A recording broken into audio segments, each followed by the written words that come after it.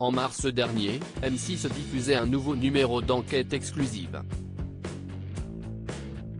Le reportage, baptisé Sexe et amour en Afrique de l'Ouest, traitait de différents sujets.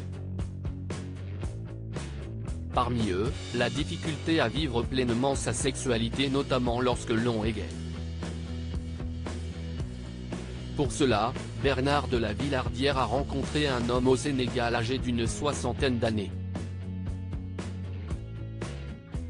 Des mois après le tournage, ce dernier accuse la production de ne pas avoir su préserver son anonymat, et ce qui a conduit à une agression, comme le révèlent nos confrères de Mediapart. À l'écran, la voix off précise que des jeunes gens ont accepté de témoigner sur leur sexualité, dans un lieu tenu secret. Les téléspectateurs avaient également appris que ces témoins avaient tenu à garder également l'anonymat. Finalement, ce sexagénaire estime que le deal n'a pas été respecté. Avant le tournage, on avait convenu de faire l'intégralité de l'interview dans mon appartement. Je devais chercher les journalistes et le présentateur juste au coin de la rue, mais dès qu'ils sont sortis de voiture, ils ont commencé à filmer sans l'autorisation de personne, se souvient ce militant des droits des personnes homosexuelles. Je ne savais pas qu'il allait mettre en boîte ce que je disais dans la rue, car je pensais que tout devait se passer à l'intérieur. Si j'avais su ça, je n'aurais jamais répondu.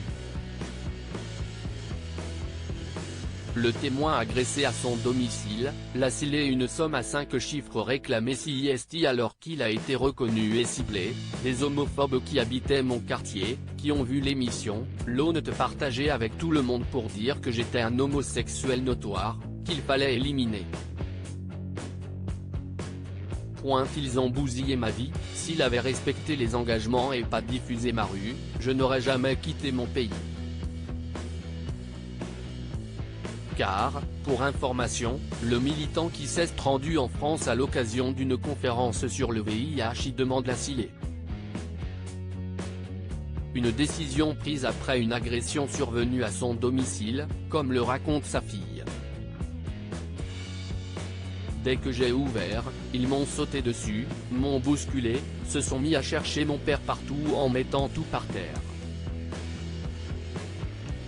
Ils me demandaient où il était, apprend Théron. En plus de vouloir quitter le Sénégal pour se réfugier en France, l'homme réclame 10 000 € d'indemnisation, via son avocat. En mars dernier, M6 avait déjà répondu à l'avocat du témoin.